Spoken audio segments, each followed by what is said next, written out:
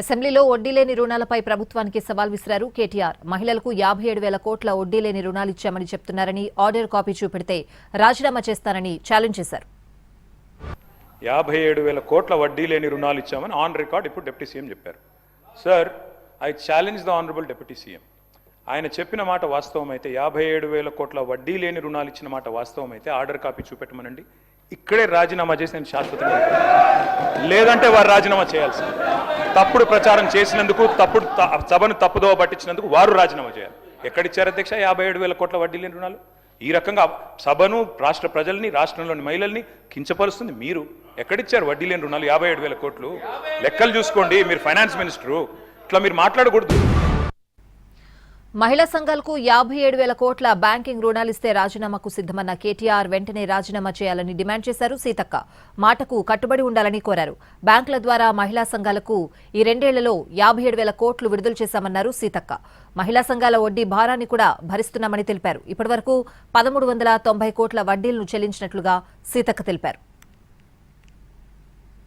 Drugs test కు మేం సిద్దం, మీరు సిద్దమా అంటూ మండలి వేదికగా సవాల్ విసిరారు మహేష్ గౌడ్. తాను సీఎం, మంత్రులను కూడా టెస్టుకు తీసుకొస్తానని, ప్రతిపక్షం నుంచి కేటీఆర్ కూడా రావాలని అన్నారు.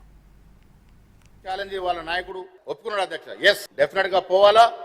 ఈ అసెంబ్లీ నడుపుతున్నట్టు సభా నాయకుడు మా ముఖ్యమంత్రి రేవంత్ రెడ్డి గారిని తీసుకొస్తానే, మీరు మీ నాయకుని తీసుకురండి. మొదటగా వారిద్దరు టెస్ట్ చేసుకోవాలా, తర్వాత మనమంతరం టెస్ట్ చేసుకోవాలి అధ్యక్ష. చేసుకోవాలి అధ్యక్ష. పారిపోవడం లేదు.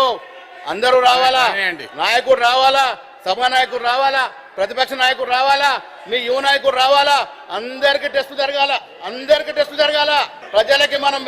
ప్రజలకి మెసేజ్ ఇవ్వాలా. మనం తెలంగాణలో అతిపెద్ద కుంభకోణం జరుగుతోందన్నారు హరీష్ రావు.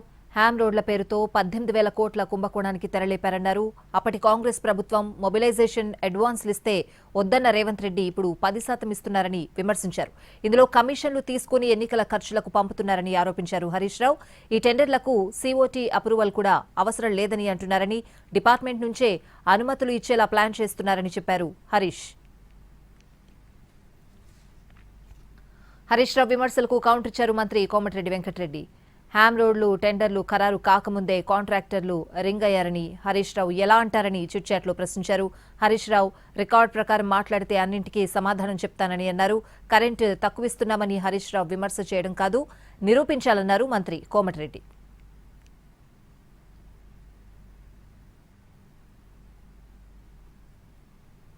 మంత్రి కోమటిరెడ్డి వెంకటరెడ్డి కీలక వ్యాఖ్యలు కూడా చేశారు. జగ్గారెడ్డిని ప్రశంసలతో ముంచెత్తారు. లీడర్ అంటే జగ్గారెడ్డి అని, మాస్ లీడర్ గాను ఆయనకు పేరుందని అన్నారు. జగ్గారెడ్డి పీసీసీ అయితే 100 సీట్లు తప్పక గెలుస్తామని జోస్యం చెప్పారు. చిట్చాట్లో మంత్రి శ్రీధర్బాబు కీలక వ్యాఖ్యలు చేశారు. జీవన్ రెడ్డి ఎపిసోడ్లు టీపీసీసీ చీఫ్ బాధ్యత తీసుకోవాలని అన్నారు. జీవన్ రెడ్డి సీనియర్ అని, టీపీసీసీ చీఫ్ మహేష్ గౌడ్ ఆయనతో మాట్లాడాలని అన్నారు. కోఆర్డినేషన్ కమిటీ కొత్తేం కాదు, కోఆర్డినేషన్ కోసమే వేశారని చెప్పారు. పీసీసీ ఎవరు అనేది ఏఐసీసీ చూసుకుంటుందని, తమ చేతుల్లో లేదన్నారు మంత్రి శ్రీధర్బాబు. జగ్గారెడ్డి కూడా సీనియరే అని ఆయన అన్నారు. సీఎంగా ఉన్నవాళ్లు ఇంకో 5 ఏళ్లు అధికారంలో ఉండాలని అనుకోవడంలో తప్పేముందని ప్రశ్నించారు. కేసీఆర్ బాధ్యతగా సభకు రావాలన్నారు మంత్రి శ్రీధర్బాబు.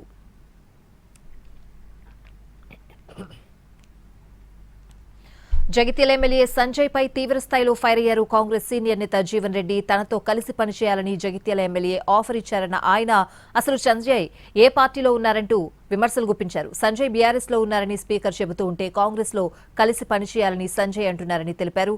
తనకు ఆఫర్ ఇవ్వడానికి సంజయ్ ఎవరని ప్రశ్నించారు.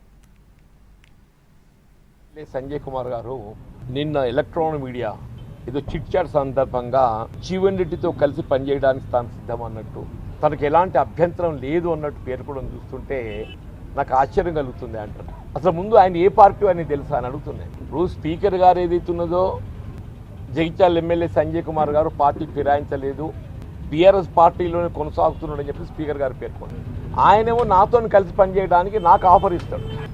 అంటే నేను ఏ పార్టీ కూటమి ప్రభుత్వంపై వైసీపీ అధినేత జగన్ నిప్పులు చెరిగారు. పార్లమెంటు చరిత్రలోనే డ్రగ్స్ తీసుకుంటూ పట్టుబడిన ఎంపీ పుట్టా మహేష్ అని విమర్శించారు. ప్రస్తుత టీటీడీ చైర్మన్ వీడియో ఫోటోలతో పట్టుబడ్డ ఆయనపై చర్యలు తీసుకోలేదని అన్నారు.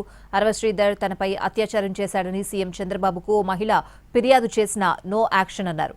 ఆదినారాయణ రెడ్డి కొడుకు డ్రగ్స్ తీసుకుంటూ పట్టుబడితే ఎలాంటి చర్యలు లేవన్నారు జగన్. లోకేష్ స్విమ్మింగ్ పూల్ వద్ద తాగుతూ అమ్మాయిలతో డాన్సులు చేసిన బాలకృష్ణ అమ్మాయిలపై అసభ్యంగా మాట్లాడిన చర్యలు తీసుకోలేదని అన్నారు.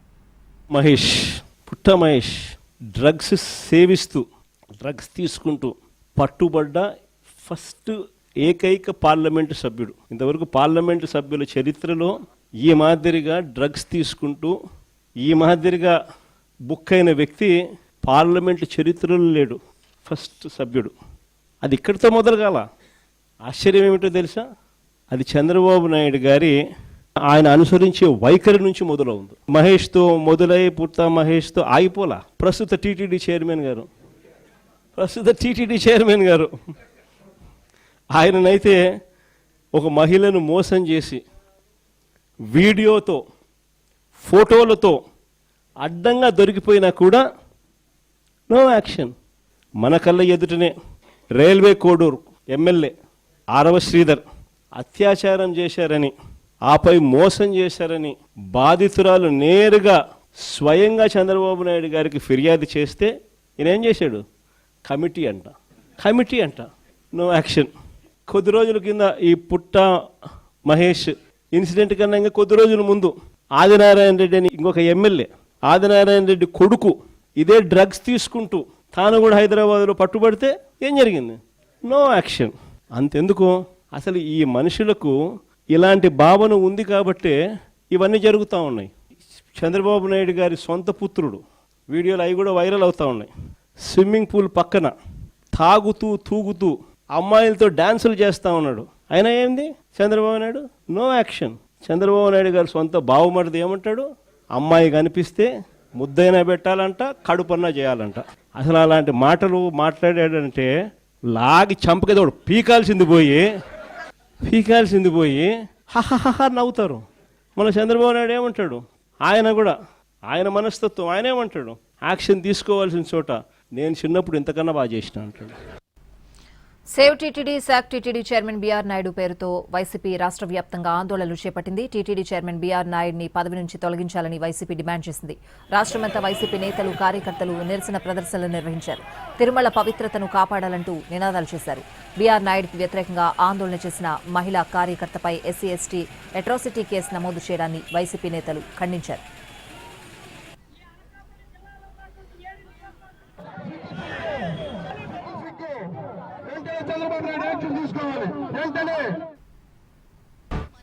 రాజమండ్రి రూరల్ ఎమ్మెల్యే గోరంట్ల బుచ్చే చౌదరి మంత్రి లోకేష్ పై కీలక వ్యాఖ్యలు చేశారు. తనపై లోకేష్ సీతకన్ను వేశారని అన్నారు. తాను ప్రాతినిధ్యం వహిస్తున్న రాజమండ్రి రూరల్ అభివృద్ధికి CM Chandrababu, deputy CM Pawan ఎంతో సహకరిస్తున్నారని అన్నారు. రాజమండ్రి రూరల్ నియోజకవర్గం తరఫున చంద్రబాబు గారికి, పవన్ కళ్యాణ్ గారు మరోసారి అభినందనలు, ధన్యవాదాలు. మా వైపు సీతకన్ను వేయకుండా ఒక కన్ను వేసిన లోకేష్ బాబు గారు కూడా ధన్యవాదాలు తెలియజేస్తా ఉన్నాను. అలాగే ఇంజనీరింగ్ అధికారులు ఉన్నారు, ఈఎన్సీ గారు ఉన్నారు. వాళ్ళందరికీ కూడా నేను కొంచెం ఒత్తిడి తెచ్చాను. నా పని కావడం కోసం ఒత్తిడి తెస్తాను. నా స్టైల్ ఏంటంటే నాకు అభివృద్ధి నా సొంతం కాదు. ఆ ఒత్తిడి తేవడంలో కొంత అధికారులందరూ కూడా గేరప్ చేసి రోజుల్లో రాత్రి అనంతపురం జిల్లా తాడిపత్రి మున్సిపాలిటీలో జరిగిన కౌన్సిల్ సభ్యుల వీడ్కోలు సమావేశంలో జేసీ ప్రభాకర్ రెడ్డి భావోద్వేగానికి గురయ్యారు. 2027కి ప్రపంచ పటంలో తాడిపత్రి కనిపిస్తుందని కామెంట్ చేశారు. తనకు ఒక విజన్ ఉందని, దాని ప్రకారం ముందుకు వెళ్తున్నానని అన్నారు జేసీ. తప్పు చేస్తే చెప్పండి, సరిదిద్దుకుంటామన్నారు.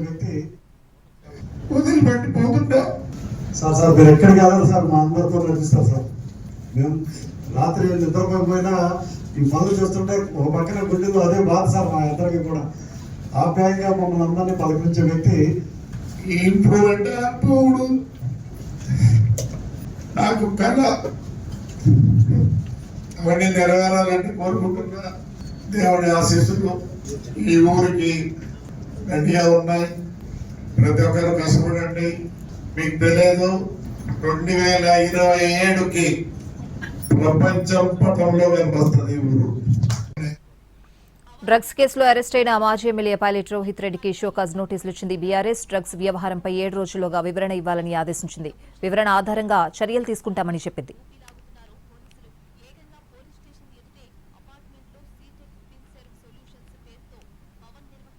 మైనాబాద్ ఫామ్ హౌస్ డ్రగ్స్ కేసులో సిట్ బృందం భేటీ అయింది. 7 నిందితులను విచారిస్తున్నారు. చేవెళ్ల డీసీపీ యోగేష్ గౌతమ్ నేతృత్వంలో సిట్ ఏర్పాటు కాగా 3 నెలల్లో ఛార్జ్షీట్ దాఖలు చేయాలని డీజీపీ ఆదేశించారు. ఆ తర్వాత సిట్ అధికారులతో ఫ్యూచర్ సిటీ పోలీస్ కమిషనర్ భేటీ అయ్యారు. ఫామ్ హౌస్ డ్రగ్స్ కేసుపై సమీక్ష జరిపారు. అన్ని కోణాల్లో విచారణ జరపాలని ఆదేశించారు. ఆర్థిక లావాదేవీలతో పాటు డ్రగ్స్ సరఫరాపై దృష్టి సారించాలని తెలిపారు. 3 నిందితుల కస్టడీ కోరుతూ పిటిషన్ వేసినట్లు చెప్పారు.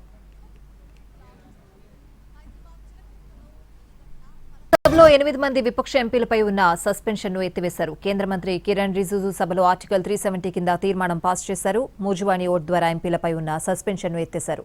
Congress chief whip K Suresh ఎంపీలపై నిషేధాన్ని ఎత్తివేయాలని స్పీకర్ను కోరారు. ఎంపీ సురేష్ కు సమాజ్వాదీ పార్టీ నేత ధర్మేంద్ర ప్రధాన్ మద్దతిచ్చారు. అనుచిత ప్రవర్తన పట్ల క్షమాపణలు చెప్తున్నట్లు సురేష్ పేర్కొన్నారు. ట్రెజరీ బెంచ్లు కూడా హుందాగా వ్యవహరించాలన్నారు ధర్మేంద్ర ప్రధాన్. ప్లకార్డులను ప్రదర్శించరాదు అని AI generated పిక్లను వాడొద్దని speaker Om Birla సభ్యులను కోరారు. ఆ తర్వాత రద్దు తీర్మానాన్ని పాస్ చేశారు.